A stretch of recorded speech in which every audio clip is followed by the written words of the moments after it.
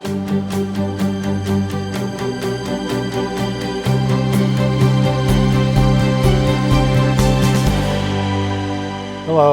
I am Dr. Chris McGarrah from Warsaw, Indiana, and I am running for the United States House of Representatives from the 3rd Congressional District of Indiana.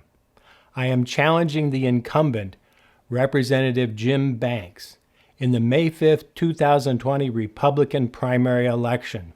Every day, the career politicians and the massive administrative state that they support infringe upon your God-given natural rights and liberties. In order to secure these rights, the founders, acting through their states, created a constitutional representative republic. Our Constitution and the laws and treaties made in pursuance thereof are the supreme law of the land. Article 6, Section 3 states that all government officers, and I quote, shall be bound by oath or affirmation to support this Constitution, end quote. As I travel the 3rd District spreading the message of my candidacy, I am often asked how I would vote differently from my opponent, the incumbent. That is a fair question, for which I have an answer. In each 2-year congressional session, there are approximately 1,200 roll call votes in the House of Representatives. I have read each and every roll call vote for the 115th Congress, 2017 to 2018, and the first half of the 116th Congress, 2019. That's a lot of votes. But for the sake of this discussion, let's look at votes on bills that passed both the House and the Senate and were signed by the President to become law. As you recall from a previous video, the members of Congress are very clever about passing laws with voice votes, so you can never truly trace how your member voted. That leaves us with a minority of bills that have a traceable vote record. And there is one other item to consider. In the 115th Congress, the Republicans held the majority in the House. But in the 116th Congress, the Democrats hold the majority. Consequently, the content of the bills passed by each Congress will be heavily influenced by the majority party. So, there may be a different implication on how a Republican may have voted in the 115th, when that party controlled both chambers and the presidency, as compared to the 116th, where the Democrats controlled the House, but the Senate and presidency remained in Republican hands. This is all very complicated, but it is important in the analysis of motivation. Now, to get down to business, in the 115th Congress, there were 148 bills that became law that have a traceable voting record. In 54 of those 148 laws, 37%, I would have voted differently than my opponent. In 51 of those 54 cases, 94%, the difference in my vote would have been because of the lack of constitutionality of the bill. In 3 of the 54 cases, the bills could have been considered constitutional, and my opposition would have been based upon policy differences. Included in those 54 bills were 11 budget bills. My opponent voted yes on those budget bills in 8 of 11 cases.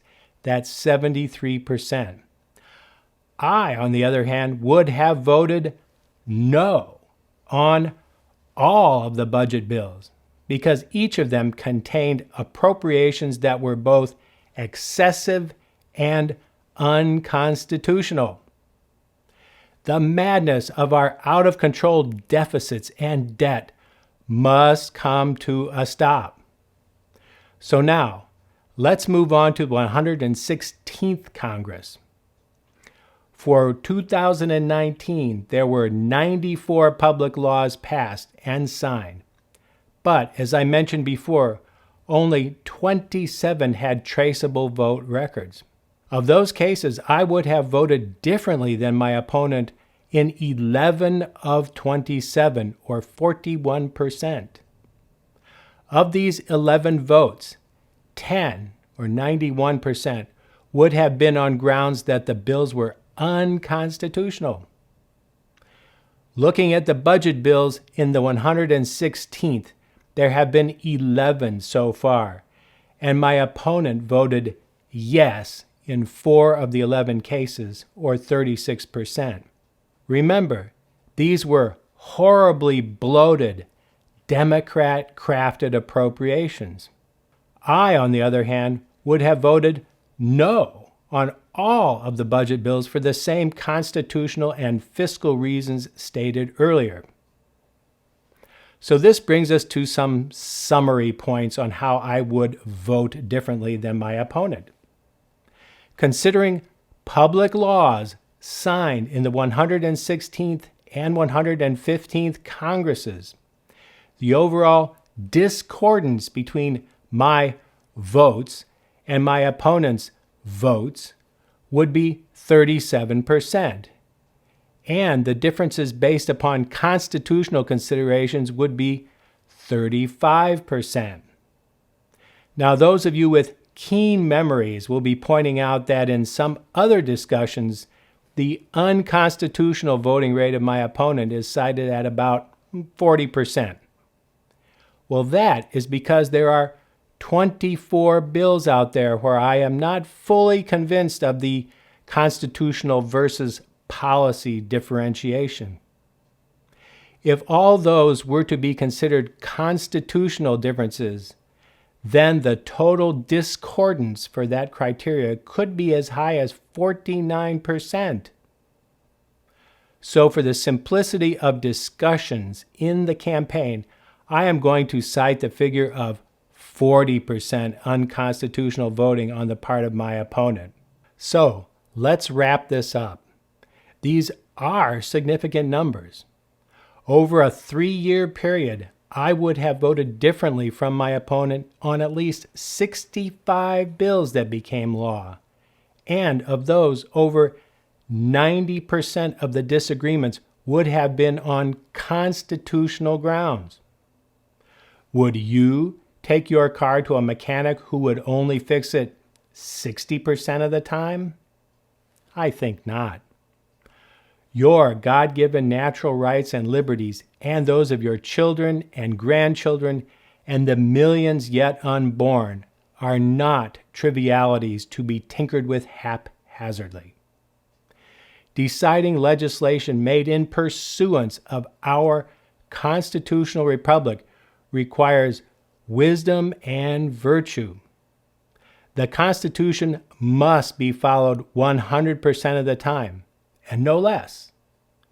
It is the sworn duty of every member of Congress. If elected to the U.S. House from the 3rd Congressional District of Indiana, I pledge to constitutionally legislate, not to delegate, so that you won't have to litigate to reclaim your God-given natural rights and liberties. In 2020, vote the Constitution Solution. Vote for Dr. Chris McGarrah for Congress. Thank you. If you enjoyed this video, please comment, like, or share. I'm Chris McGarrah, and I approve this message. Paid for by friends at Chris McGarrah Incorporated.